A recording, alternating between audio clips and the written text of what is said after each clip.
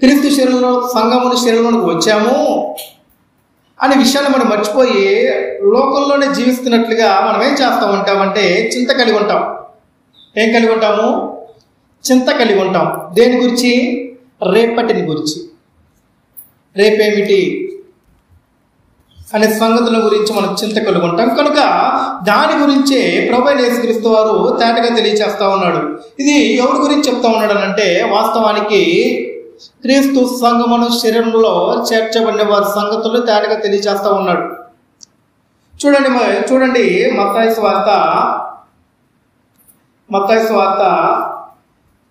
6వ అధ్యాయము మనము 34వ వచనం చూసినట్లయితే ఇక్కడ లేఖనం మనకి తేటగా తెలియచేస్తా ఉంది. చూడండి, మత్తయి సువార్త 6వ అధ్యాయము 34వ వచనం చూసినట్లయితే ఇక్కడ రేపటిని గూర్చి చింతింపబడి రేపటి దినము దాని సంగతిని గూర్చి చింతించును, ఏ నాటికి ఆనాటే చాలును అని ఇక్కడ ప్రభువైన యేసుక్రీస్తు వారు తేటగా తెలియజేస్తా ఉన్నాడు. అంటే మనమేమో ఆలోచన చేస్తూ ఉంటామంటే రేపటి గురించి చింత కలిగి ఉంటాం. ఏమి తిందుమా, ఏం వస్త్రం కట్టుకుందుమా.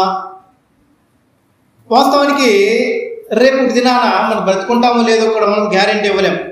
కానీ మనమేమైనా ఆలోచన చేస్తామంటే రేపటి గురించి అనేకమైన ఆలోచన కలిగి ఉండి అనేకమైన విధానంలో ప్రణాళికలని ఏర్పాటు చేసుకొని ఉంటాం. మనం ఇప్పుడు ఇక్కడ మనము ఆరాధన కార్యక్రమాన్ని జరిగిస్తూ ఉంటాము. ఆరాధన జరిగించిన తర్వాత ముగించిన తర్వాత మనం వెళ్ళిపోయి మనకేమన్నా పనులు ఉంటే పనులు చూసుకుందాం ఆలోచన కలిగి ఉంటాం. దాని గురించి చింతపడుతూ ఉంటాం. కానీ ఒకవేళ ఉన్న పాటన మనందరం కూడా మరణిస్తే పరిస్థితి ఏంటి ఆలోచించేయండి. కనుక మనము చూద్దాము మరి లేఖనము కీర్తన గ్రంథము 142వ అధ్యాయము చూసినట్లయితే ఇక్కడ మనకి లేఖన ప్రాంతంగా తెలియజేస్తూ ఉంటుంది. కీర్తన గ్రంథము 142వ అధ్యాయము 4వ వచనం చూసినట్లయితే 4వ వచనం నుంచి నా కుడి ప్రక్కను నిదానించి చూడుము, నన్ను ఎరిగిన వాడు ఒకడును నాకు లేకపోయాను, ఆశ్రమేది నాకు దొరకలేదు, నా ఎడల జాలిపడువాడు ఒకడును లేడు. యెహోవా నీకే నేను మొరపెట్టుచున్నాను, నా ఆశ్రయ దుర్గము నీవే, సజీవుడున్న భూమి మీద నా స్వాస్థ్యము నీవే అని నేను అనుకుంటుని. ఏమంటా ఉన్నాడు ఇక్కడ చూడండి, నా ఆశ్రయ దుర్గము నీవే, సజీవులున్న భూమి మీద నా స్వాస్థ్యము నీవే అని నేను అనుకుంటుని. నేను చాలా కృంగి ఉన్నాను, నా మొరను చెవియొగ్గుము, నన్ను తరుమువారు నాకంటే బలిష్ఠులు, వారి చేతుల నుండి నన్ను విడిపింపుము.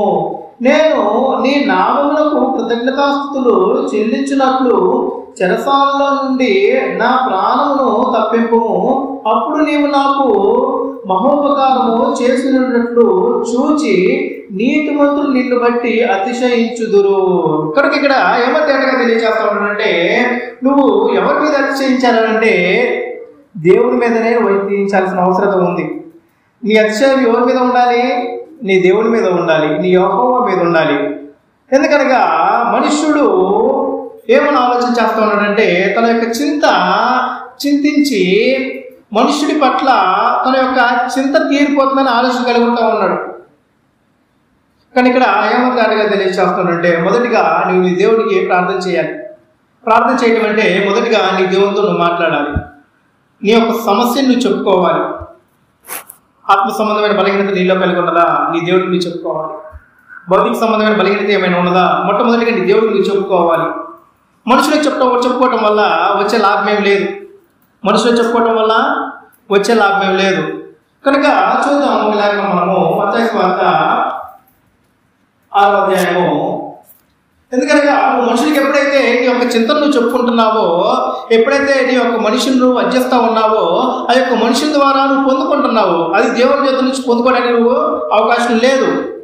నువ్వు దేవుని చేతుల నుంచి పొందుకోవాలంటే దేవునికే చెప్పుకోవాల్సిన అవసరత ఉంది. నీ యొక్క చింత అంతటిని కూడా దేవునికే తెలియచేసుకోవాల్సిన అవసరత ఉంది. కానీ మనం ఏం చేస్తూ ఉంటామంటే దేవుడిని పక్కన పెట్టేసి మన ఆలోచనలతోటి మనకి ఏ మనుషుడైతే సహాయపడతాడో, లేకపోతే ఎటు నుంచి మనకి ఎటువంటి లాభం వస్తుందో, ఎటువంటి పని కలుగుతుందో, అంటే మానవ దేహ విషయమై చాలా జాగ్రత్తగా గమనించండి. మానవ దేహ విషయమై ఏదైతే మనకి ఇబ్బందుల నుంచి బయట పారవేసే మార్గాలు ఏవైతే ఉంటాయో ఆ యొక్క మార్గాన్ని వెతుక్కుంటా మనుషుల యొద్దకు మనం వెళ్తున్నామే కానీ దేవుని యొద్దకు మనం వెళ్ళట్లా. దానికి కారణం దేవుని మర్చిపోతా ఉన్నాం. మరి ఇప్పుడు చదివాము కీర్తన గ్రంథం 142వ అధ్యాయంలో చదివాము. మనం అక్కడేం చెప్తా ఉన్నాడు, నీ సమస్యలని అనుకో, నువ్వు నీ ప్రార్థన దేవునికి చెప్పు, నీ యొక్క మొరని దేవునికి చెప్పు, నువ్వు దేవుని అయితే అతిశించాలని చెప్తా ఉన్నాడు. కానీ మనం ఏం చేస్తూ ఉంటామంటే మనుషులు ఏంది అతిశయించడానికి ఆలోచన చేస్తూ ఉన్నాం. మనుషులు ఏంది అంటే మానవ దేహం భూలోకంలో క్షేమంగా ఉండడానికి మనం ఆలోచన చేస్తూ ఉన్నామే కానీ మన యొక్క మానవ దేహం రేపు దినాన మన మానవ దేహంలో నుంచి ఆత్మ వెడలిపోయినప్పుడు ఈ యొక్క ఆత్మ మరొక లోకంలోనికి ప్రవేశించినప్పుడు ఆ ఆత్మ పరిస్థితి ఏమై ఉంటుందని ఆలోచన చేస్తూ ఉన్నామా? ఆలోచన చేయండి. మనము గత వారంలో చదివాము. గత వారం మంగళవారం మనం మాట్లాడినప్పుడు యొక్క సందేశంలో మనం తాటగా తెలియజేశాం ధనవంతుడు బేదలాజరు అని. ధనవంతుడు ఎలాగ జీవించాడు? సుఖముగా, అవునా కదా? సుఖముగా జీవించాడంట, సుఖాన్ని వెతుక్కొని జీవించాడంట. బేదలాజరు దుఃఖకరమైన స్థితిలో, బాధాకరమైన స్థితిలో, దయానీయమైన స్థితిలో బేదలాజరు జీవించాడంట. కానీ భూలోకంలో ఉన్న అన్యజనుల గురించి మనం మాట్లాడలేదు, కానీ క్రైస్తవులమే ఉన్నాం, మన గురించే మనం నేర్చుకుంటా ఉన్నాం ఈ యొక్క సందేశం ద్వారా. మనము ఇక్కడ కూర్చున్న మనమంతా కూడా భౌతిక సంబంధమైన మనుషులకు కాదు. ఆ విషయం మనం చాలా జాగ్రత్తగా గుర్తుపెట్టుకోవాల్సిన అవసరం ఉంది. మనమందరం కూడా ఎవరివి?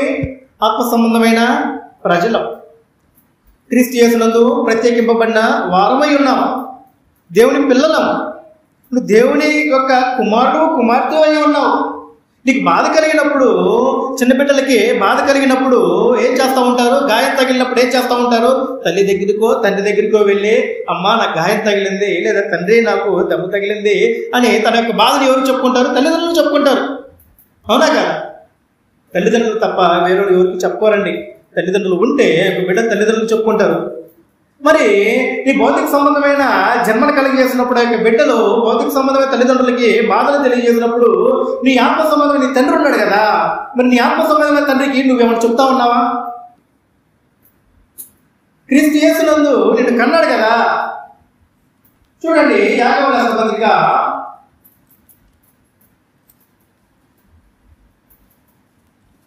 50వ పత్రికలో మనం చదివినట్టయితే ఇక్కడ మనకి తేటగా తెలియజేస్తా ఉంటుంది.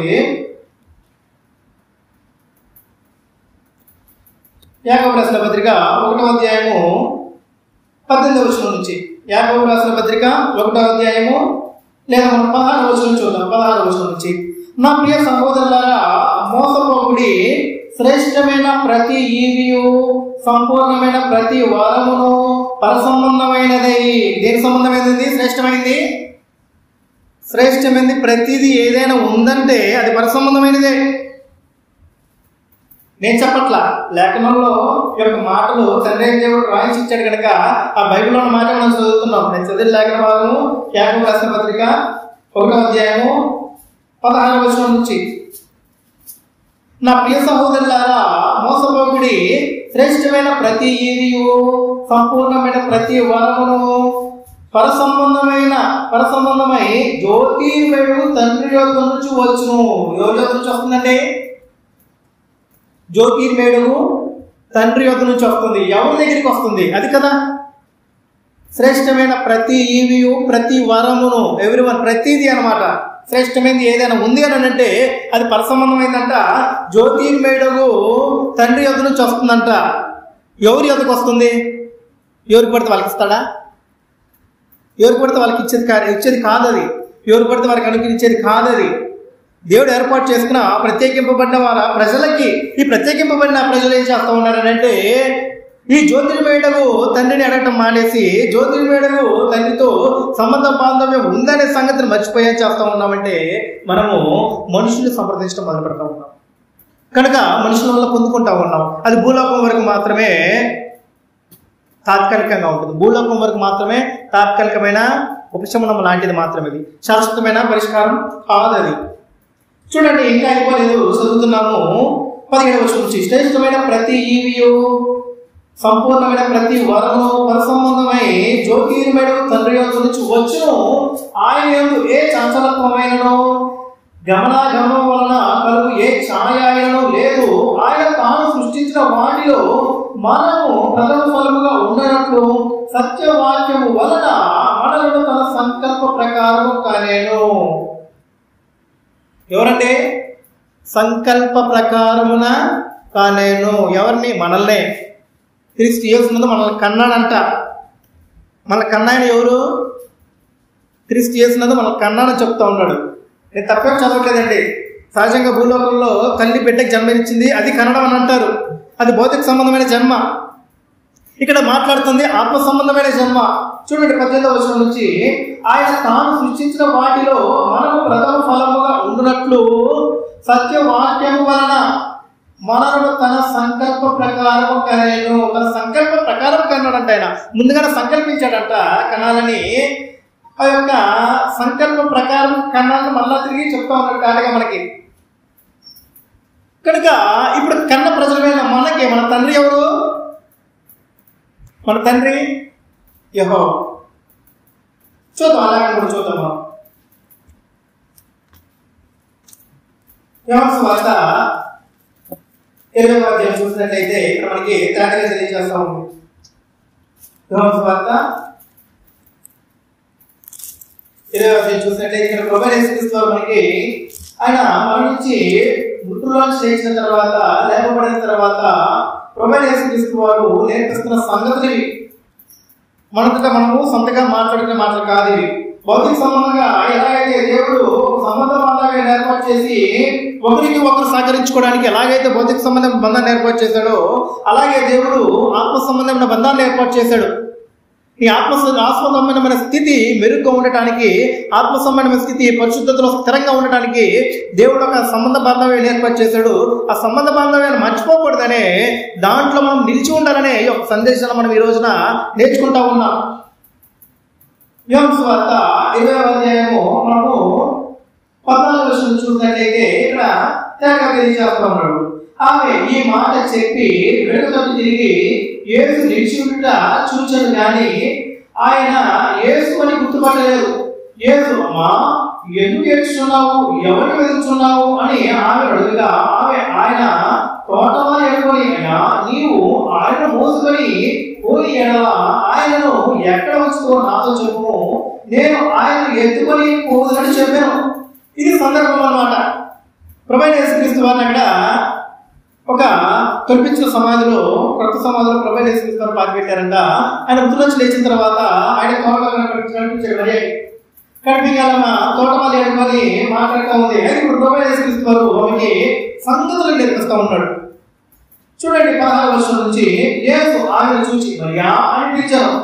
ఆమె ఆయన వైపునకు తిరిగి ఆయన హెబ్రీ భాషలో రబ్బూని అని పిలిచాను. ఆ మాటకు బోధకుడని అర్థము. 17వ వచనం, యేసు ఆమెతో, నేను ఎక్కడో తండ్రి వద్దకు ఎక్కిపోలేదు. ఏం నేర్పిస్తున్నాడో చూడండి, చాలా జాగ్రత్తగా గమనించండి. ఏమని నేర్పిస్తున్నాడో చూడండి. యేసు ఆమెతో, నేను ఎక్కడో తండ్రి వద్దకు ఎక్కిపోలేదు కనుక నన్ను ముట్టుకొనవద్దు. అయితే నా సహోదరి వద్దకు వెళ్ళి నా తండ్రియు మీ తండ్రియు, నా దేవుడు మీ దేవుడైనా వారి ఎదురు ఎక్కిపోవచ్చునని వారితో చెప్పాను. ఇక్కడ ఏమని నేర్పించాడంటే యేసుక్రీస్తు వారు, నా తండ్రియు మీ తండ్రియు, నా దేవుడు మీ దేవుడినైనా వారి ఎదురుకి ఎక్కిపోవచ్చున్నాను. ఈ సంగతులన్నీ నా సహోదరులకి శిష్యులకు తెలియచేయమని ప్రభువైన యేసుక్రీస్తు వారు తాడిగా తెలియజేస్తూ ఉన్నాడు. మరి ఇప్పుడు మనము యేసుక్రీస్తు వారు మన తండ్రి అనే విషయాన్ని మనం జ్ఞాపకం ఉంచుకుంటున్నామా? నిరంతరం, తాత్కాలికం కాదు. భూలోకంలో దేవుడు ఏర్పాటు చేసిన భౌతిక సంబంధమైన తల్లిదండ్రుల విధానంలో మాట్లాడలే. ఇక్కడ నిరంతరము, యుగ యుగములు అంతము లేని కాలం, సమయము లెక్కించలేని కాలం, సమయమే లేని కాలం. అలాంటి స్థితిని దేవుడు మనకు అనుగ్రహించాడు. ఎఫెసీయులకు రాసిన పత్రిక 1వ అధ్యాయం చూసినట్లయితే ఆయన సంకల్ప ప్రకారం కనిను అన్నాడు కదా. ఆ యొక్క సంకల్పము మనకి ఎఫెసీయులకు రాసిన పత్రికలో తేటగా తెలియచేస్తాడు. ఆ యొక్క సంకల్పాన్ని ఎఫెసీయులకు రాసిన పత్రికలో తేటగా మనకి తెలియచేస్తాడు. చూడండి, ఎఫెసీయులకు రాసిన పత్రిక 1వ అధ్యాయము మనం 3వ వచనం చూసినట్లయితే, మనము మన ప్రభువైన యేసుక్రీస్తు యొక్క తండ్రి యొక్క దేవుడు స్తుతింపబడును గాక. ఆయన క్రీస్తునందు పరలోక విషయంలో, చూడండి చాలా జాగ్రత్తగా గమనించండి, క్రీస్తునందు పరలోక విషయంలో ఆత్మ సంబంధమైన ప్రతి ఆశీర్వాదమును మనకు అనుగ్రహించెను. క్రీస్తునందు పరలోక సంబంధమైన ప్రతి ఆశీర్వాదమును మనకు అనుగ్రహించెను. ఎట్లనగా తన ప్రియులందు తాను ఉచితముగా మనకు అనుగ్రహించిన తన కృపా మహిమకు కీర్తి కలుగునట్లు తన చిత్త ప్రకారమైన దయా సంకల్పం చొప్పున యేసుక్రీస్తు ద్వారా తన కుమారులుగా స్వీకరించుటకై మనం ముందుగా తన కోసం నిర్ణయించుకొని మనము తన ఎదుట పరిశుద్ధులను నిర్దోషులమై ఉండాలి. పరిశుద్ధులను నిర్దోషులమై ఉండవాలని జగత్తు పునాది వేయబడక మునిపే క్రీస్తులో మనల్ని ఏర్పాటు చేసుకున్నాడంట. ఇప్పుడు జగత్తు పునాది వేయబడక మునిపే. ఇప్పుడు మనమందరం ఎవరిమి? ఇక్కడ కూర్చున్న మనమందరం ఎవరిమి?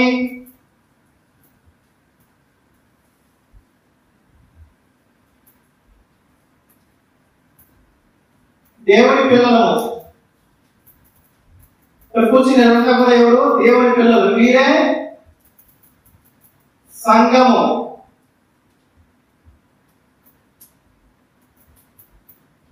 క్రీస్తు రక్తంతో కడగబడిన వారు, వీరే సంఘము, వీరే దేవుని పిల్లలు. ఇక్కడ కూర్చొని ఉన్న మనమంతా కూడా ఎవరు? దేవుని పిల్లలు. మన తండ్రి ఎవరు? మన తండ్రి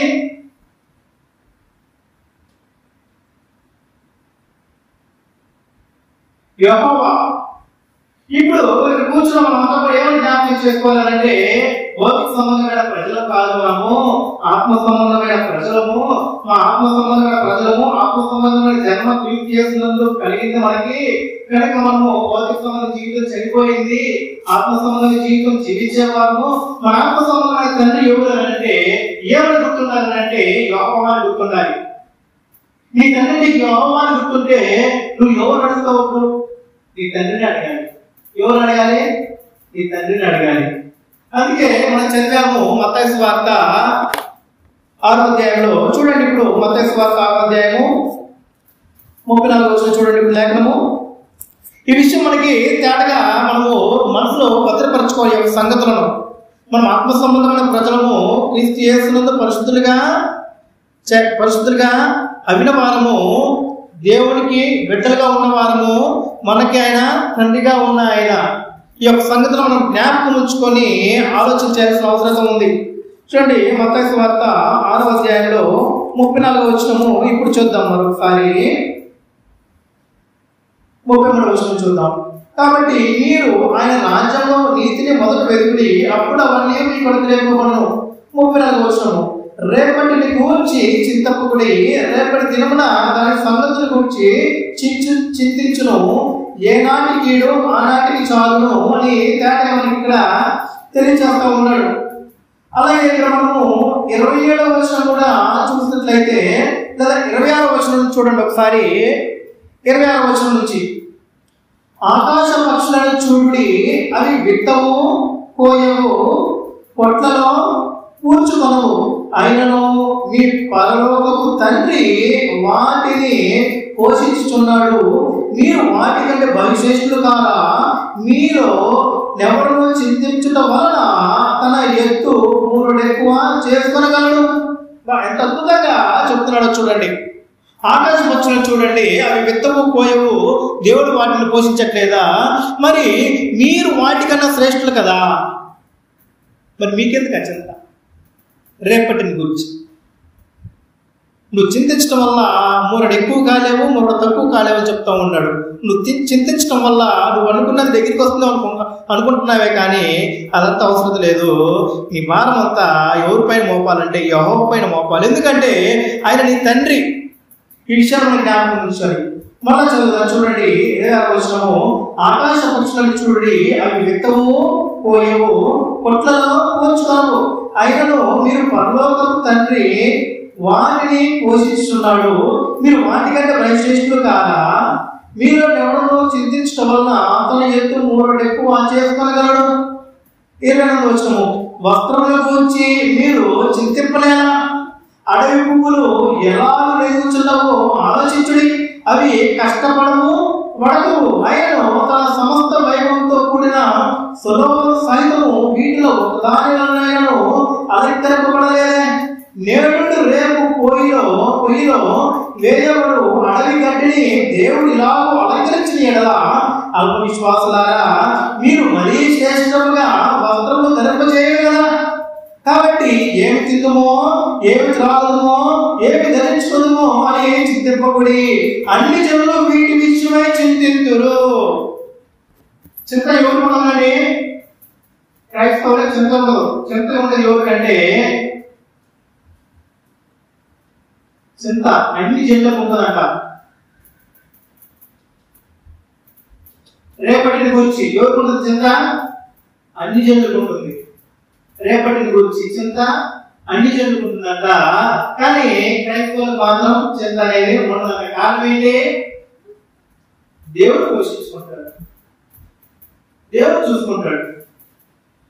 ఎందుకంటే తల్లిదండ్రులు సహజంగా లోపల వాడతారు కదా, తల్లిదండ్రుల్ని బిడ్డలు చూసుకుంటారు. ఏమని? నన్ను కన్నావు కదా, కన్నప్పుడు పోషించే ధర్మం నీకుంది కదా, వాస్తవం పోషించే ధర్మం ఉంది, నన్ను కన్నప్పుడు పోషించే ధర్మం ఇది, బాధ్యత ఇది అని భౌతిక సంబంధ విషయంలో ఎంత రొటీగా చెప్పినప్పుడు, నలుగురికి మాట్లాడినప్పుడు మన ఆత్మ సంబంధ విషయంలో కూడా దేవుడు అలా చేయలేడా? చూడండి, చూడండి మళ్ళా తిరిగి 30వ వచనం నుంచి, మత్తయి సువార్త 6వ అధ్యాయము 30వ వచనం నుంచి, నేడుండి రేపు పొయ్యిలో వేయబడు అడవి గడ్డిని దేవుడిలా అలంకరించిన ఎడల అల్ప విశ్వాసులారా, చూడండి, అల్ప విశ్వాసులారా, మీకు మరీ నిశ్చయంగా వస్త్రములు ధరింపజేయవు కదా. కాబట్టి ఏమి తిందుమో, ఏమి తాగుదామో, ఏమి ధరించుకుందామో అని చింతింపబడి. ఎవరి గురించి మాట్లాడుతూ ఉన్నాడు? దేవుడి బిడ్డల గురించి మాట్లాడుతున్నాడు, అన్ని జనుల గురించి మాట్లాడట్లా, ఆత్మ సంబంధమైన ప్రజల గురించి మాట్లాడుతూ ఉన్నాడు. కాబట్టి ఏమి తిందమో, ఏమి తాగుదమో, ఏమి ధరించుకుందామో అని చింతింపబడి అన్ని జనులు వీటి గురించి విషయమై విచారింతురు. ఇవన్నీ మీకు కావాలని మీ పరలోక తండ్రికి తెలియను. ఏమనట? ఇవన్నీ మీకు కావాలని అంటే ఈ భౌతిక సంబంధమైన మానవ దేహానికి కావాల్సిన అవసరతలు ఏమైతే ఉంటాయో అవన్నీ కూడా కావాలని దేవుడికి తెలుసట. భౌతిక సంబంధమైన మానవ దేహానికి కావాల్సిన అవసరతలు ఏమైతే ఉన్నాయో అవన్నీ దేవుడికి తెలుసట. అవన్నీ దేవుడు అనుగ్రహిస్తాడట. అందుకేమంటారంటే మొదట దేవుడి రాజ్యాన్ని, దేవుడి నీతిని వెతకమని చెప్తున్నాడు. చూడండి 33వ వచనం, కాబట్టి మీరు ఆయన రాజ్యంలో నీతిని మొదట వెతుకుడి, అప్పుడు ఇవన్నీ మీకు అనుగ్రహింపబడును. మరి ఇప్పుడు రాజ్యంలో ఉన్న పరిస్థితి ఏంటి? ఇవన్నీ దేవుడు అనుగ్రహిస్తాడు. మొదట మీరు దేవుడు రాజ్యాన్ని నీతిని అంటూ ఉన్నాడు. మరి ఇప్పుడు రాజ్యంలో ఉన్న వాడికి ఇంకెంత శ్రేష్ఠులు? చింతించాల్సిన అవసరం ఉందా? లేదు. కాబట్టి చింతించడంలో 3 ఎక్కువ కాగలరా? కాలేడు. 3 తక్కువ కాదా? కాలేడు. మరి ఎందుకు చింత? పువ్వు ఈ రోజు వికసించి రేపు రోజున మారిపోతుంది. మనము అది వికసించింది అలాగే ఉంది, నేను ఉన్నంతకాలం నాతో పాటు ఇలాగే ఉండాలని చింత కలిగి ఉన్నా అది రేపు రోజున మారిపోయింది సంగతి మనకు తెలియదా? తెలుసు కదా. కానీ ఆయన మనం ఏం కోరుకుంటాము? అది హాయి ఉండాలని కోరుకుంటాము. సహజంగా మానవుడు ఏం ఆలోచిస్తామంటే నేను ఎల్లప్పుడూ కూడా ఎవరి దర్శనంలో ఉండాలి, బలంగానే ఉండాలి అని ఫీలింగ్ ఉంటాడే. కానీ మానవ దేహం మాత్రం వృద్ధాప్యానికి దారిలో వెళ్ళిపోగానే ఉంటుంది. అవునా కదా? ప్రతి ప్రతి ఒక్కరికి ఏమని ఆలోచిస్తుందంటే నేను ఇంకా ఎవరి దృష్టిలో ఉన్నాను, ఎవరి ముందు బలం మాత్రమే నాకు ఉంది అని ఆలోచన కలిగి ఉంటాడే కానీ తన మానవ ఆలోచన అక్కడ ఆగిపోతుంది. మానవ దేహం మాత్రం వృద్ధాప్యం వైపు పరుగులు పెడతా ఉంటుంది. అంటే ఎంత ఆలోచన కలిగి దాని గురించి స్థితిగా ఎక్కడ ఆగిపోయి ఉన్నా కానీ ఈ మానవ దేహం మాత్రం ఎక్కడికి వెళ్ళిపోతుంది? వృద్ధాప్యానికి ప్రయాణం అనేది కొనసాగిస్తూ ఉంటుంది. ఏదో రోజున ఆ యొక్క ఆత్మ మానవ దేహాన్ని విడలి పోతుంది. అవునా కదా? కానీ మనం ఏం చేస్తా ఉంటామంటే ఈ లోకంలో శాశ్వతంగా జీవిస్తానే ఉంటాము అన్నట్లుగానే మన యొక్క వైఖరి ఉంటుంది. ఈ లోకంలో శాశ్వతంగా ఉంటాము అన్నట్టుగానే యొక్క లోకంలో మన యొక్క జీవిత వైఖరి ఉంటుంది. అనారోగ్యము, జ్వరాలు, రొప్పులు, ఆర్థిక స్థితి ఇవన్నీ కూడా మనుషుడికి ఏర్పడుతూ ఉంటాయి. సుఖదుఖాలు అనేది రథచక్రాలుగా జతపరిచారని దేవుడు చెప్పాడు గ్రంథంలో మనకి. ఈ విషయాన్ని మనకి జ్ఞాపకం ఉంచుకోవాల్సిన అవసరం ఉంది. ఈ విషయాన్ని మనము జ్ఞాపకం ఉంచుకోవాల్సిన అవసరం ఉంది. నువ్వు ఎప్పుడైతే క్రీస్తు సంఘముల శరీరంలో చేర్చబడతావో నీకు చింత యావత్తంతా కూడా ఎవరిపై మోపాలంటే నీ తండ్రి అని దేవుడిపై మోపాలి. ఎవరు మోపాలి?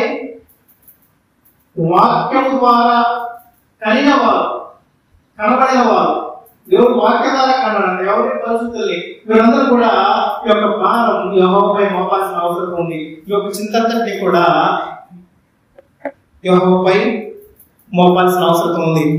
ఆయన తెలియచేస్తాడు. వాడి గురించి మనకు తేడా ఆయన తెలియచేస్తాడు. చూడండి, మనకి కీర్తన గ్రంథము 37వ అధ్యాయం చూడండి. కీర్తన గ్రంథము 37వ అధ్యాయం చూసినట్లయితే ఇక్కడ కూడా మనకి లేఖనం తేడాగా తెలియజేస్తా ఉంది. సహజంగా భౌతిక సంబంధమైన మానవులే మనం ఆలోచించకూడదు. ఆత్మ సంబంధమైన దేవుని బిడ్డలలో మనం ఆలోచన చేస్తే ఈ యొక్క సంగతులు మనకి తేటగా అర్థమవుతాయి అనే విషయాన్ని మనము గమనించుకోవాల్సిన అవసరం ఉంది. 37వ అధ్యాయము 5వ వచనం నుంచి మనం చూసినట్లయితే లేఖనం మనకి ఇక్కడ తేటగా తెలియజేస్తా ఉంది. కీర్తన గ్రంథము 37వ అధ్యాయము 5వ వచనం నుంచి, నీ మార్గమును యెహోవాకు అప్పగింపుము, నీవు ఆయనను నమ్ముకొనుము, ఆయన నీ కార్యమును నెరవేర్చును. ఇంకా ఇక్కడ చూడండి, ఆయన వెలుగు వలె నీ నీతిని, మధ్యాహ్నము వలె నీ నిర్దోషత్వము వెల్లడిపరచును. యెహోవా ఎదుట మౌనంగా నుండి ఆయన కొరకు కనిపెట్టుకొనుము. తన మార్గము వర్ధిల్లు వారిని చూచి వ్యసన పడకుము. దురాలోచనలను నెరవేర్చుకోని వారిని చూచి వ్యసన పడకుము. కోపము మానము, ఆగ్రహము విడిచిపెట్టుము. వ్యసన పరుటకు అది కీడుకే కారణము. కీడు చేయువారు నిర్మూలమగుదురు. యెహోవా కొరకు కనిపెట్టువారు దేశమును స్వతంత్రించుకొందురు. కనుక నువ్వు ఎవరు కనిపెట్టుకోవాలంటే నువ్వు కనిపెట్టుకొని ఉండాలంట. కనిపెట్టుకొని ఉండే నువ్వు ఎలా ఉండాలో కూడా చెప్తా ఉన్నాడు. నీ పొరుగువారి పట్ల నువ్వు ఉండాల్సిన విధానం కూడా చెప్తా ఉన్నాడు. ఇది కూడా ఉంది మరలా తిరిగి. నేను ఇలా ఉంటే సరిపోయిందా అంటే ఇలా ఉంటే సరిపోదు. నీ పొరుగువారి పట్ల నీ యొక్క క్రమబద్ధ విధానం ఎలా ఉండాలని చెప్తా ఉన్నాడు. నీ మార్గంను యెహోవాకు అప్పగింపాలి. మొట్టమొదటి నువ్వేం చేయాలంటే నీ మార్గం యెహోవాకు అప్పగింపాలి. అయితే నువ్వు నడిచే మార్గము నీతి మార్గమై ఉండాలి. నువ్వు నడిచే మార్గం నీతి మార్గమై ఉండాలి. అప్పుడు నీకు చింతన ఆయన తీరుస్తాడు. నీవు ఆయనను నమ్ముకొనుము, ఆయన నీ కార్యం నెరవేరుస్తాడు. కనుక నువ్వు నడిచే మార్గము నీతి మార్గమై ఉండాలి. నీతి మార్గం నువ్వు నడిచినప్పుడు, నువ్వు ఆయన నమ్ముకున్నప్పుడు నీ కార్యాన్ని ఆయన నెరవేరుస్తాడు. మనం యెహోవాని నమ్ముకోము, యెహోవా నీతి మార్గంలో మనం నడవము, మన కార్యాన్ని ఆయనకి అప్పగించము. అలాంటప్పుడు మనకి భూలోకంలో విశ్వాస జీవితాన్ని మనము పొందుపరచలేము. నువ్వేం చేయాలి? యెహోవాని ఒకటి యెహోవాకి నీ మార్గాన్ని అప్పగించాలి. యెహోవాకి నీ మార్గాన్ని అప్పగించాలి. ఆయన అప్పగించేటప్పుడు నువ్వు నడిచే మార్గము నీతి మార్గం అయి ఉండాలి. చెప్పాడు కదా, మొదట దేవుడు నీతిని రాజ్యాన్ని వెతకనే చెప్పాడు కదా. కనుక నువ్వు రాజులో ప్రవేశించిన తర్వాత రాజులో ఏముంటుందంటే దేవుడు నీతి ఉంటుంది. నువ్వు రాజులో ఉన్నవాడు అయితే మనం నేర్చుకున్నాం కదా, మన అపోస్తలుల బోధన అనుసరించి నేర్చుకుంటా ఉన్నావు. ఇప్పుడు అపొస్తలుల బోధనలో, సహవాసంలో, రొట్టె విషయంలో, ప్రార్థన చేయడంలో ఎడతెగక ఉండేవాడు కదా. కానీ ఇప్పుడు అపొస్తలుల బోధన ప్రకారంగా ఏ మార్గంలో నడవాలంటే నీతి మార్గంలో నడవాలి. నువ్వు నడిచే మార్గం నీతి ఉండాలి. నువ్వు నీతి మార్గంలో నడిచినట్లయితే అప్పుడు ఈ యొక్క కార్యాలన్నీ కూడా నువ్వు నీ దేవుడికి అప్పగిస్తే అప్పుడు నీకైనా సమాధానం అనుగ్రహిస్తాడు. ఏమని చేస్తాడు? సమాధానం. యెహోవాకు అలా తిరిగి నీ కార్యాలను అప్పగించాలి.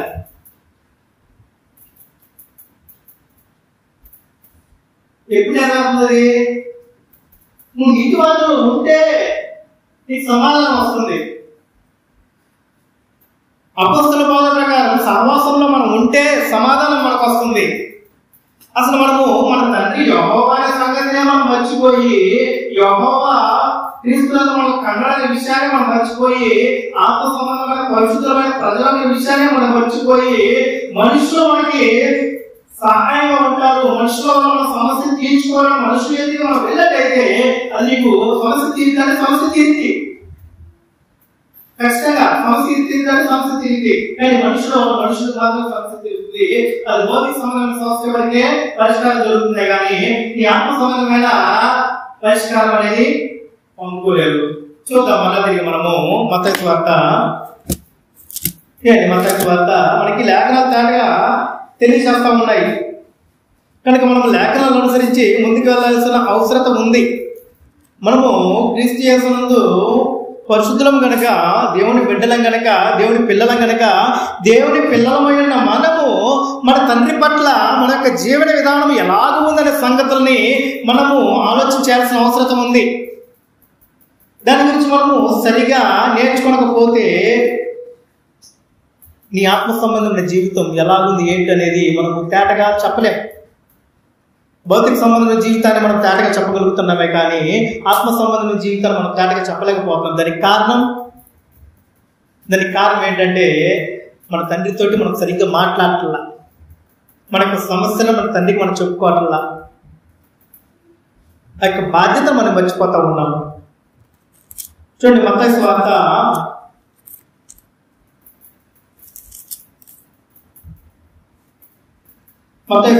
మనం చూసినట్లయితే ఇక్కడ మనకి తేటగా తెలియజేస్తా ఉంది.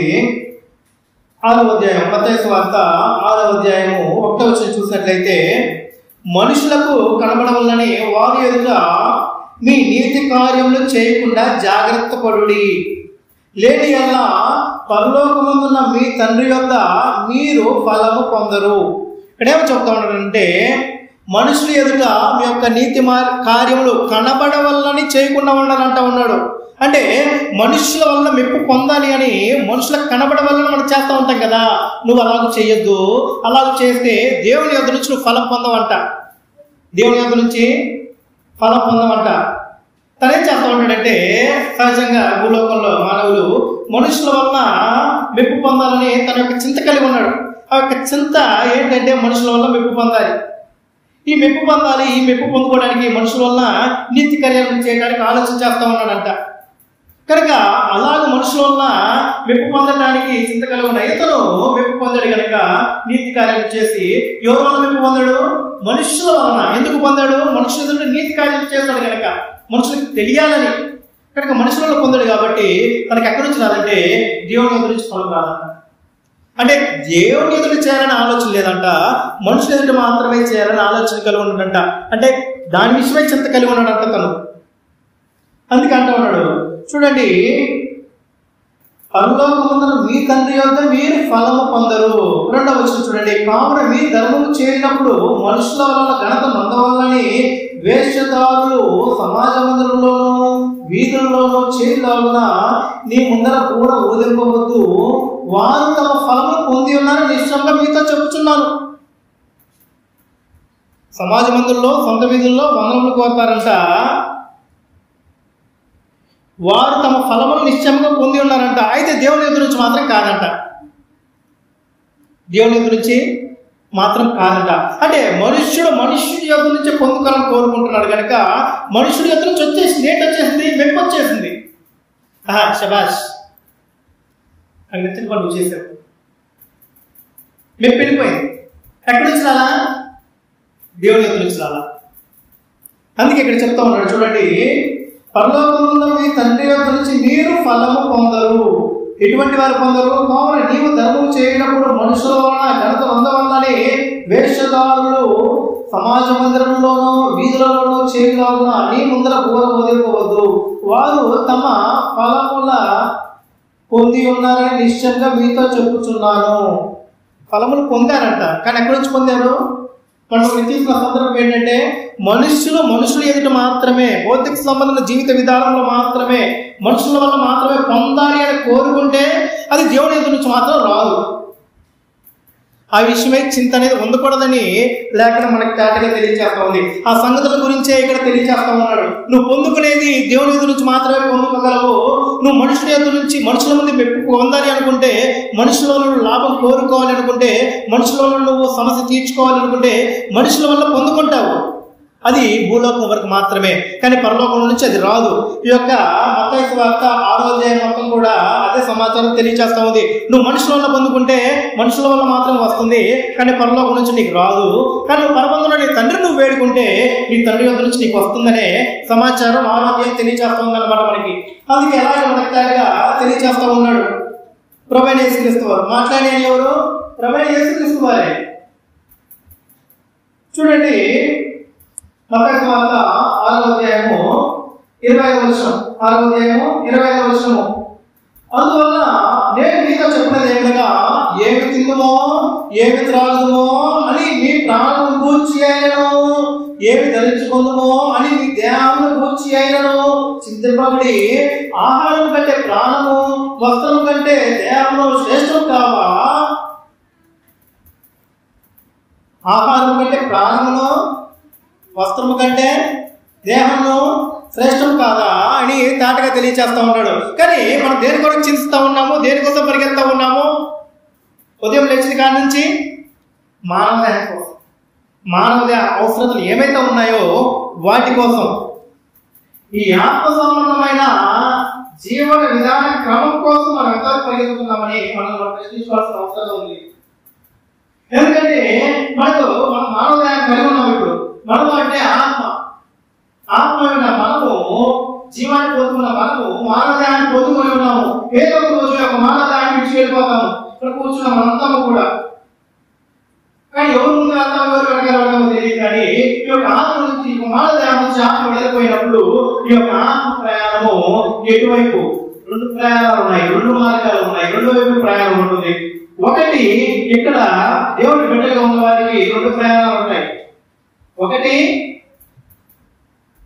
వేదనకరమైన స్థలము, 2 పరదేశం. 2 పరదేశం, ఒకటి వేదనకరమైన స్థలము, ఇంకొకటి పరదేశం. ఇప్పుడు మనుషులు మరణించిన తర్వాత తన యొక్క ఆత్మ ప్రయాణం ఇట్లానే ఉండాలి. మరి మనమేమో మన తండ్రి ఎవరో మర్చిపోయి భూలోకంలో మనకి ఎవరైతే సమస్య తీరుస్తారో వారి వైపు వాళ్ళు వెళ్ళిపోయి ఈ రోజు ఆచారపరమైన విధానంలో మనము పడిపాలనలో పొందుతూ ఉన్నట్లయితే మన జీవితం అంతా కూడా అన్ని జనుల వల్లే చింత కలిగి ఉంటుంది. చింత క్రైస్తవం అయితే, క్రీస్తు రక్తంలో కడగబడిన వాటివైతే చింతించాల్సిన అవసరం లేదు. కారణం ఏమిటి? పరలోకమున్న తండ్రి నీకు అనుగ్రహిస్తాడు. ఖచ్చితంగా నువ్వు నమ్మితే, నువ్వు విశ్వసిస్తే. మనం ఇప్పుడు దాకా సజీవంలో ఉన్నామంటే ఇక్కడంతా మనమంతా కూర్చొని దేవుడిని పిలిచి జీవవాయువుగా మనం పిలుస్తున్నామంటే కారణం దేవుడి యొక్క కృప, మానవుడి యొక్క దయ కాదని. మానవుడి యొక్క దయ ఏమాత్రం కాదు, దేవుడి యొక్క కృపే. దేవుడి యొక్క కృపను బట్టి ఈ రోజు మనం ఇక్కడ కూర్చొని ఊపిరికి పీలుస్తూ ఉన్నాము, జీవవాయువుని పీలుస్తూ వదులుతూ ఉన్నాము. దానికి కారణం దేవుడి యొక్క కృప, మానవుడి యొక్క దయ ఏమాత్రం కాదు. ఆ విషయం మనం జ్ఞాపకం ఉంచుకోవాల్సిన అవసరం ఉంది. కనుక మన దేవుడు సమర్థాన్ని అనుగ్రహిస్తూ ఉన్నాడు, మనం పోషిస్తూ ఉన్నాడు. ఆ విషయం మనం గుర్తించుకోవాల్సిన అవసరం ఉంది. మనం ఆహారం తెచ్చుకుంటున్నామనంటే, గొడ్డ కడుతున్నామనంటే, ఒక నిర్మాణం చేసుకున్నామంటే దానికి కారణం దేవుడు మనకి ఇచ్చే ఆయుష్, బలము, అది ఇచ్చిన దాన్ని బట్టి నువ్వు కడిగేస్తావు, కడిగిన దాన్ని బట్టే జీతం వస్తుంది, జీతం వచ్చిన దాన్ని బట్టి నీ కుటుంబాన్ని పోషించుకుంటావు. అది దేవుడు ఇచ్చిన కృప, దేవుడు అనుగ్రహించిన దయ. ఇలా మనము జ్ఞాపకోవాల్సిన అవసరం ఉంది. ఈ యొక్క విషయాలన్నీ కూడా ఏది కూడా క్రైస్తవుడికి మానవుడు అనుగ్రహించలేడు, మానవుడి దయ అనుగ్రహించలేడు. అనుగ్రహించే క్రమం ఉంది. అది ఎలా ఉంటుందంటే, నువ్వు దేవుడు వేడుకుంటే దేవుడు మానవుడి ద్వారా దయ పుట్టిస్తారన్నారు మానవుడికి. నువ్వు దేవుడు వేడుకుంటే మానవుడి ద్వారా దయ పుట్టిస్తానన్నాడు మన ఎడల. ఈ విషయాన్ని కూడా మనకు జ్ఞాపకం ఉంచుకోవాల్సిన అవసరం అవుతుంది. కనుక మనము మనుషులను కాక, మనుషులను మనం అతిశయించక, మనం చదువుకున్నాము కీర్తన గ్రంథము 42వ అధ్యాయంలో, మనుషులను అతిశయించకూడదు, వెనుక మార్గంలో యెహోవాకు అప్పగించాలి, మనం నీతి మార్గంలో నడవాలి. మనం అతిశయించాల్సింది యెహోవా యందు, మీ యొక్క ప్రార్థనలు యెహోవాకు చేయాలి. మీ యొక్క బాధలు, కష్టాలు, రొప్పులు, ప్రతి సమస్యలు ఏమైనా ఉన్నా కానీ యెహోవాకు చెప్పాలి. కారణం ఏంటి? మనమంతా కూడా దేవుని బిడ్డలం. మనమంతా ఎవరిని? మనమంతా దేవుని బిడ్డలం. కనుక దేవుడికి మనము అప్పగించాల్సిన అవసరం ఉంది. చూద్దాం మరి లేఖనము. పేతురు రాసిన మొదటి పత్రిక. మన కొరకు మనం చింతిస్తున్నామే కానీ మన కొరకు ఒక ఆయన చింతిస్తాడన్న విషయం మనం జ్ఞాపకం ఉంచుకోవట్లా. రక్షించిన ఆయన ఊరికే విడిచిపెట్టాలి. మనల్ని రక్షించిన ఆయన మన కోసము మరణించి సమాధి చేయబడి మృతుల్లో లేకపోబడిన ఆయన ఊరికే విడిచిపెట్టాల. చూడండి, పేతురు రాసిన మొదటి పత్రిక 5వ అధ్యాయం మనం చూసినట్లయితే ఇక్కడ మనకి దానిగా తెలియజేస్తాం.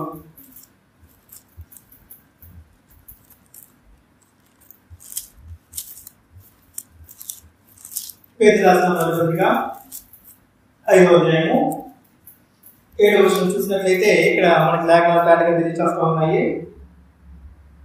ఆయన మిమ్మల్ని గురించి చింతిస్తున్నాడు గనుక మీ చింత యావత్తు ఆయన మీద వేయుడి. ఎవరి గురించి మాట్లాడుతూ ఉన్నాడో ప్రభువే తెలుస్తారండి. నేను చదివిన లేఖన భాగము పేతురు రాసిన మొదటి పత్రిక 5వ అధ్యాయము 7వ వచనం నుంచి. ఆయన మిమ్మల్ని గురించి చింతిస్తున్నాడు అంటే కింద మన ఫుట్బాల్లో లక్ష్యం చేయించున్నాడు అంటున్నాడు. అంటే బాధ్యత వహించున్నాడు మన పట్ల. ప్రొవైడ్ చేసుకున్న మన పట్ల బాధ్యత వహించున్నాడు. మనల్ని కేవలం పాపం నుంచి విమోచించి మీరు పరిశుద్ధిగా జీవించిన అలా ఉండండి అని చెప్పేసి ఊరికే విడిచిపెట్టాల. మనల్ని విడిచిపెట్టాల. ప్రతి విషయంలోనూ పరిశుద్ధులు క్రీస్తు రక్తంలో కడగబడిన వారిని ప్రతి విషయంలోనూ మన చదివాము. యాకోబు పత్రిక 5వ అధ్యాయంలో మనం చూసాము. జోగిమేడు తండ్రి గురించి సంబంధమైన ప్రతి ఆశీర్వాదంలో ప్రతి వరంలో మనం అనుగ్రహిస్తున్న సంగతి మనం చూసాం. ఎవరు క్రీస్తు చేస్తున్నందు ఊరికి విడిచిపెట్టట్లా, మనం పరిశుద్ధులుగా చేసి. కానీ మనం ఏం చేస్తామంటే మనల్ని పరిశుద్ధులుగా చేసి పెట్టేశాడు, మనకు కావాల్సిన అవసరాలన్నీ కూడా మనం ఎదుర్కొంటూ వెళ్ళిపోవాలి అనే విధానంలో లోక సంబంధమైన మనుషులు ఆలోచించినట్టుగా మనం ఆలోచిస్తా ఉన్నాం.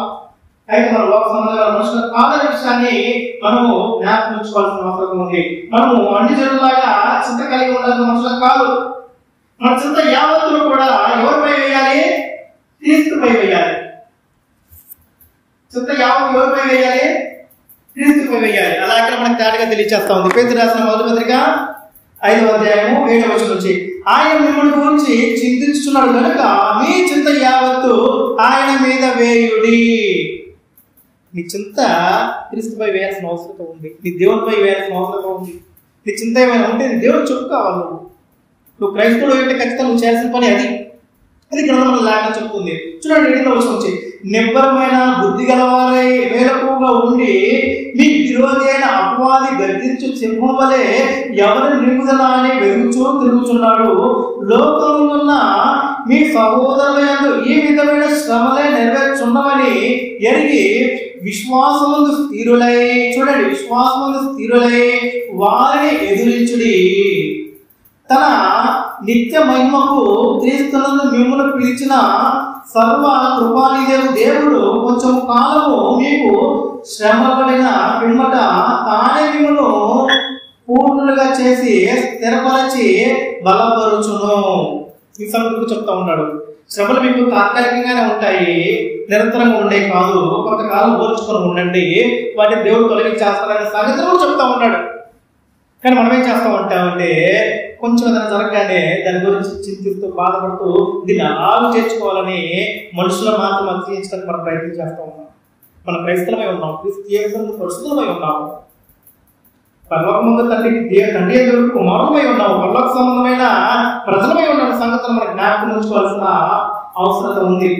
కానీ మనము అలా ఉండాల్సిన అవసరం లేదు. అలాగే ఒక విషయం చూసుకుని మనము ముగించేస్తున్నాము. ఫిలిప్పీయులకు రాసిన పత్రిక 4వ అధ్యాయము. ఫిలిప్పీయులకు రాసిన పత్రిక 4వ అధ్యాయం చూసుకొని మనము యొక్క సందేశాలు చూసుకుందాం. ఫిలిప్పీయులకు రాసిన పత్రిక 4వ అధ్యాయము 6వ వచనం చూసినట్లయితే లేఖనం మనకి ఇక్కడ తేటగా తెలియజేస్తూ ఉంది. లేదా 4వ వచనం చూద్దాం. ఎల్లప్పుడూ ప్రభు నందు ఆనందించుడి, మరలా చెప్పుచున్నాను ఆనందించుడి. నువ్వు ఆనందించాల్సింది ప్రభు నందు. ఎల్లప్పుడూ ప్రభు నందు ఆనందించుడి, మరలా చెప్పుచున్నాను ఆనందించుడి. మీ సహనమును సకల జనులకు తెలియనీయుడి. మీ సహనమును సకల జనులకు తెలియనీయుడి. ప్రభు సమీపంగా ఉన్నాడు. దేనిని గురించి చింతింపకుడి గాని ప్రతి విషయంలోనూ ప్రార్థన విజ్ఞాపన చేత కృతజ్ఞత పూర్వకముగా మీ విన్నపములను దేవునికి తెలియజేయుడి. అప్పుడు సమస్త జ్ఞానములకు మించిన దేవుని సమాధానము యేసుక్రీస్తు వలన మీ హృదయమునకును మీ తలంపునకును కావలి ఉండును. ఎంత అద్భుతంగా చెప్తున్నాడు చూడండి. ఇది ఆలోచన చేస్తా ఉన్నాం మనం. అసలు క్రీస్తు యేసునందు అనుగ్రహిస్తాడు. క్రీస్తు యేసునందు ఆనందాన్ని అనుగ్రహించాడంట మనకి. క్రీస్తు యేసునందు సంతోషాన్ని అనుగ్రహించాడంట మనకి. ఎలా అనుగ్రహించాడో చెప్తా ఉన్నాడు. మరలా చదువుతాడు చూడండి. ఫిలిప్పీయులకు రాసిన పత్రిక 4వ అధ్యాయము 4వ వచనం నుంచి ఎల్లప్పుడూ ప్రభువునందు ఆనందించుడి, మరలా చెప్పుచున్నాను ఆనందించుడి. మీ సహనమును సకల జనులకు తెలియనీయుడి. ప్రభు సమీపంగా ఉన్నాడు. దేనిని గురించి చింతింపకుడి. దేనిని గురించి ఎవ్రీవన్ అన్నమాట. ఒకదాని గురించి 2, 3 కాదండి, ప్రతిదీ అన్నమాట. దేని గురించి చింతింపబడి కానీ ప్రతి విషయంలోనూ నీకు చింత కలిగిందా దాని గురించి చింతించుకో. అయితే నీకు కలిగిన చింత ఏదైతే ఉందో నీ దేవుడు నువ్వు తెలియచేయాల్సిన అవసరం ఉంది. అదే చెప్తా ఉన్నాడు ఇక్కడ మనకి. దేని గురించి చింతింపబడి కానీ అంటే నీకు పరిష్కారం చెప్తాడు అనమాట. ఇక్కడ నీకు చింత కలిగిందా దాని గురించి చింతించొద్దు. చింతకు పరిష్కారం నీ దేవుని యొక్క దొరుకుతుంది. నీ దేవుడు ఇప్పుడు వేడుకో అని చెప్తా ఉన్నాడు. కానీ ప్రతి విషయంలోనూ ప్రార్థన విజ్ఞాపముల చేత కృతజ్ఞత పూర్వకముగా మీ విన్నపములను దేవునికి తెలియజేయుడి. ఓహో, నీకు ఒకవేళ మరలా తిరిగి నీ చింత ఏదైతే ఉందో దానికి సమాధానం వస్తే దానికి కృతజ్ఞత పూర్వకంగా కూడా విన్నపం తెలియజేయాలంట. ఈ సంగతి కూడా తెలియజేస్తా ఉన్నాడు. అప్పుడు సమస్త జ్ఞానములకు మించిన దేవుని సమాధానము క్రీస్తు వలన మీ హృదయములకును మీ తలంపులకును కావలి ఉండును. కనుక మనము ఇలాగూ గ్రంథాన్ని నేర్చుకోవాల్సిన అవసరత ఉంది. మనం ఎవరిమి, మన తండ్రి ఎవరు, మనం ఏ ప్రజలము, ఇటువంటి విషయాల్ని మన మనసులో భద్రపరచుకోవాల్సిన అవసరత ఉంది. మన క్రైస్తవులం, క్రీస్తు రక్తంతో కడగబడిన వారం, దేవుని బిడ్డలం, దేవుని పిల్లలం, ఆత్మ సంబంధమైన ప్రజలం. భౌతిక సంబంధంగా మనం అంతా కూడా చచ్చిపోయాం. నుంచి వ్యపారుల చేతిలో పాపుల చేతిలో మీరు చచ్చిపోయారుగా క్రీస్తు చేతిలో కూడా బ్రతికించాను. మనందరం కూడా చచ్చిపోయాం భౌతిక సంబంధంగా. మరి భౌతిక సంబంధంగా చచ్చిపోయినప్పుడు మొదటి భౌతిక సంబంధమైన కార్యకలాపాలలో అన్ని జనం వల్లే చింతించాల్సిన అవసరం ఏంటి? మనకి లేదు కదా, లేదు. కనుక యావత్తు కూడా నీ దేవుడి పైన నీ ప్రభు పైన మోపాల్సిన అవసరం ఉంది. నీ దేవుడికి నువ్వు ప్రార్థన చేయాల్సిన అవసరం ఉంది. నీ దేవుడికి నువ్వు విన్నపం చేయాల్సిన అవసరం ఉంది. ధ్యానం చేయాల్సిన అవసరం ఉంది. ఒకవేళ సమాధానం కృతజ్ఞతకు తెలియచేయాల్సిన అవసరం ఉంది. ఇది కదా గ్రంథం మనకు చెబుతుంది. కనుక మనము ఆత్మసంబంధమైన ప్రజలు కనుక ఆత్మసంబంధమైన ప్రజల వల్ల మనం జీవితాం. ఆత్మసంబంధమైన జీవితాన్నే మనము ముందులో కొనసాగుతాం. ఎందుకనగా ఇక్కడ మనం 2 మార్గాలు ఉన్నాయి కదా. మనము క్రీస్తు సంఘం ప్రజలుగా దేవుని బిడ్డలుగా పిలువబడుతున్నప్పుడు ఆ క్రమంగా దేవుడు అనుగ్రహించిన విధి విధానంలో మనం జీవించినట్లయితే ఆ యొక్క నీతి మార్గంలోనే యెహోవా అనుగ్రహించిన నీతి మార్గంలో మనం నడుస్తున్నట్లయితే మనకు ఉన్న కార్యాలు ఏవైతే ఉన్నాయో, మన పనులు ఏవైతే ఉన్నాయో అవన్నీ కూడా దేవుడు మనకు అప్పగించినట్లయితే వాటన్నిటిలో ఏ విషయమై నీతి విషయం అయితే కూడా అవన్నీ కూడా దేవుడు నెరవేరుతారు ఖచ్చితంగా, సమాధానం అడుగుతారు ఖచ్చితంగా. అప్పుడు అందరూ ఎక్కడికి వెళ్దామంటే పదవికి వెళ్దాం.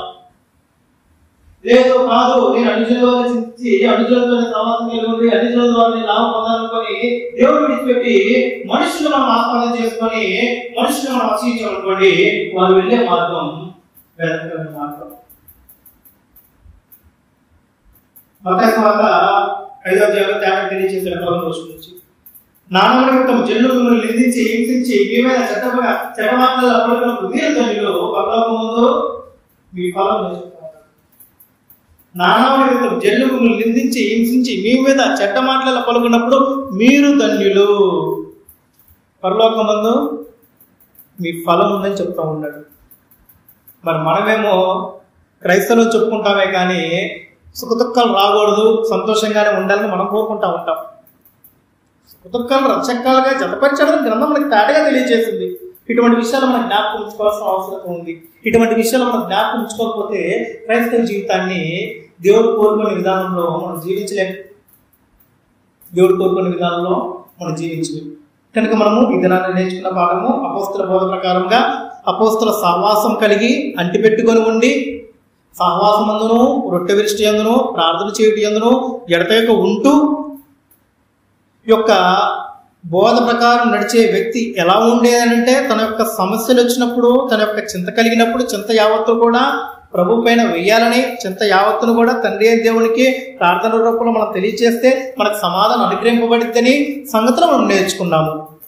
కనుక ఇటువంటి విషయాల్లో చాలా జాగ్రత్తగా ఆచితూచి ముందుకు అడుగులు వేయాల్సిందిగా తీసుకోబోయేట వందనాలు తెలియజేస్తున్నాను. కారణం ఏమంటే అన్ని జనులతో మనం పాల్పొందులు పొందాల్సిన అవసరం లేదు. మన క్రైస్తవులు పరిశుద్ధులు పాల్పొందులు పొందాలంటే పాప విషయమై, దుర్నీతి విషయమై చాలా జాగ్రత్త గమనించండి. అన్ని జనులతో పాల్పొంపులనంటే దుర్నీతి విషయమై, పాప విషయమై, దేవునికి విరోధమైన కార్యకలాపాల విషయమై. కనుక శ్రద్ధగా వినే అందరికీ క్రీస్తు పేరిట వందనాలు సమర్పిస్తున్నాను.